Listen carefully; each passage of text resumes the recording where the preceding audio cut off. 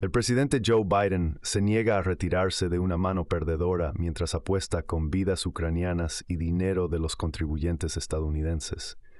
Biden y el líder de la mayoría demócrata en el Senado, Chuck Schumer, proponen malgastar las vidas de decenas de miles de ucranianos más y 61,000 millones de dólares de fondos federales para mantener el desastroso fracaso de la política exterior de Biden, oculto a la vista hasta después de las elecciones de noviembre. Los 61,000 millones de dólares no harán ninguna diferencia en el campo de batalla excepto prolongar la guerra, decenas de miles de muertes y la destrucción física de Ucrania. No salvará a Ucrania. La seguridad de Ucrania solo puede lograrse en la mesa de negociaciones, no mediante algún triunfo militar fantasioso sobre Rusia. 61,000 millones de dólares no es nada. Este gasto peor que inútil superaría los presupuestos combinados del Departamento de Trabajo de Estados Unidos, la Agencia de Protección Ambiental, la Fundación Nacional de Ciencias y el Programa de Nutrición para Mujeres, Infantes y Niños. Hace casi exactamente 10 años, este mes, Biden hizo mucho para poner a Ucrania en el camino hacia el desastre. Esto es bien conocido por aquellos que han mirado cuidadosamente los hechos, pero se mantiene oculto a la vista por la Casa Blanca, los demócratas del Senado y los medios de comunicación principales que apoyan a Biden. Anteriormente he proporcionado una cronología detallada con hipervínculos. Encontrarás un enlace a eso en la descripción del video. En 1990, el presidente George W. Bush Sr. y su homólogo alemán, el canciller Helmut Kohl, prometieron al presidente soviético Mikhail Gorbachev que la OTAN no se expandiría hacia el este si la Unión Soviética aceptaba la reunificación alemana. Cuando la Unión Soviética se disolvió en diciembre de 1991, con Rusia como estado sucesor, los líderes estadounidenses decidieron retractarse. El presidente Bill Clinton inició la expansión de la OTAN a pesar de la feroz oposición de diplomáticos destacados como George Kennan y la oposición de su propio secretario de Defensa, William Perry.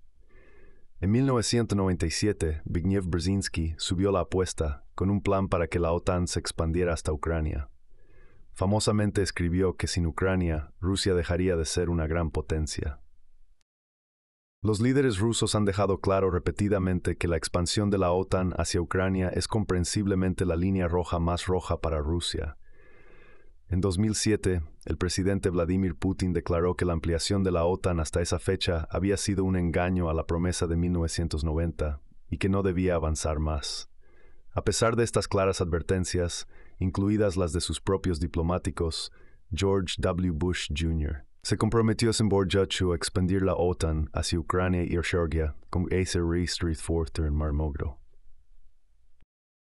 William Burns, ahora director de la CIA y entonces embajador de Estados Unidos en Rusia, escribió un famoso memorando titulado Niet significa Niet, explicando que la oposición de Rusia a la ampliación de la OTAN era generalizada en el espectro político ruso.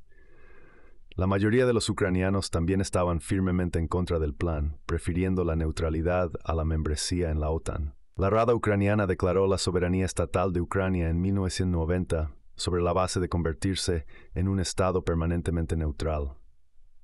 En 2009, el pueblo de Ucrania eligió a Viktor Yanukovych, quien se presentó con una forma de neutralidad. A principios de 2014, Estados Unidos decidió ayudar a derrocar a Yanukovych en un golpe de Estado. Este era el procedimiento operativo estándar del Estado profundo de Estados Unidos, uno utilizado en docenas de ocasiones alrededor del mundo. La CIA, el Fondo Nacional para la Democracia, USAID y ONGs como la Fundación Sociedad Abierta se pusieron a trabajar en Ucrania.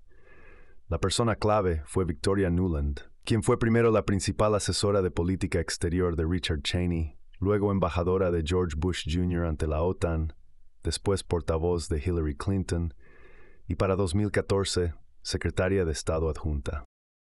Esta vez, los rusos capturaron la conspiración en cinta en una llamada interceptada entre Nuland y el embajador de Estados Unidos en Ucrania, ahora secretario de Estado adjunto. Nuland le explica a Pyatt que el vicepresidente Joe Biden ayudará a elegir y consolidar el gobierno post-golpe. El equipo de Ucrania de 2014, incluyendo a Biden, Nuland, Jake Sullivan, entonces y ahora asesor de seguridad nacional de Biden, Geoffrey Pyatt y Antony Blinken, entonces asesor adjunto de Seguridad Nacional, sigue siendo el equipo de Ucrania. Es un equipo de torpes. Pensaron que el derrocamiento de Yanukovych rápidamente daría paso a la expansión de la OTAN. En cambio, los rusos étnicos en Ucrania rechazaron virulentamente al gobierno post-golpe rusófobo que fue instalado por Nuland y pidieron autonomía para las regiones étnicamente rusas. En un referéndum, Crimea votó abrumadoramente por unirse a Rusia.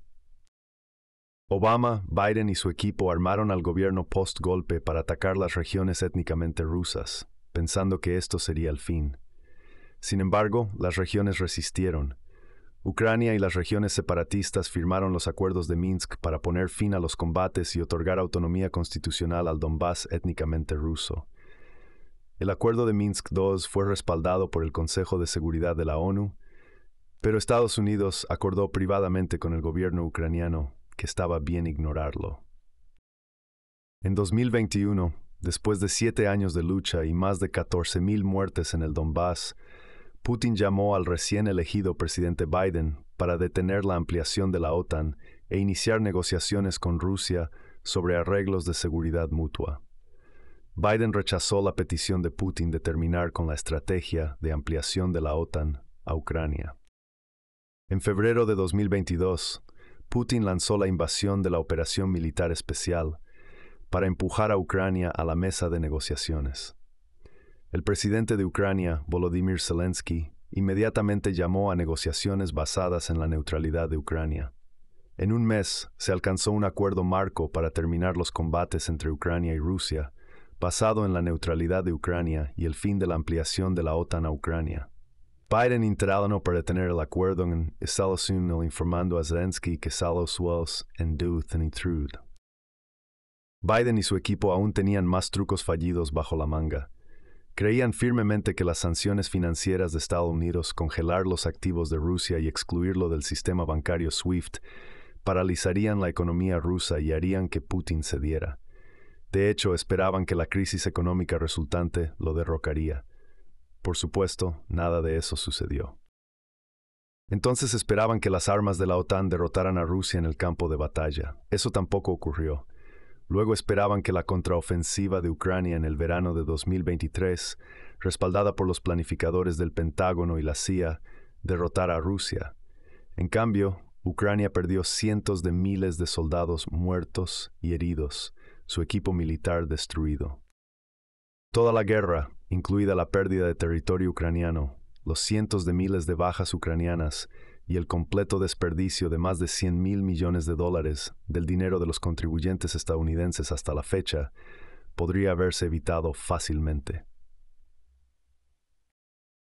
Ahora Biden y Schumer quieren sacrificar más vidas ucranianas y lanzar decenas de miles de millones de dólares más a este flagrante fracaso.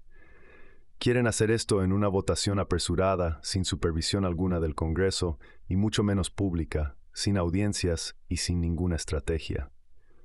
La realidad es que quieren salvar a Biden de la vergüenza de una década de intrigas infantiles y fallidas, al menos hasta las elecciones de noviembre. Queda una respuesta para la seguridad de Ucrania, la diplomacia y la neutralidad. Esa solución no cuesta vidas ni dinero. Fue la elección de Ucrania antes del golpe de 2014 y nuevamente en 2022 hasta que fue detenida por Biden. Es el camino que Biden y los demócratas del Senado aún se niegan a tomar.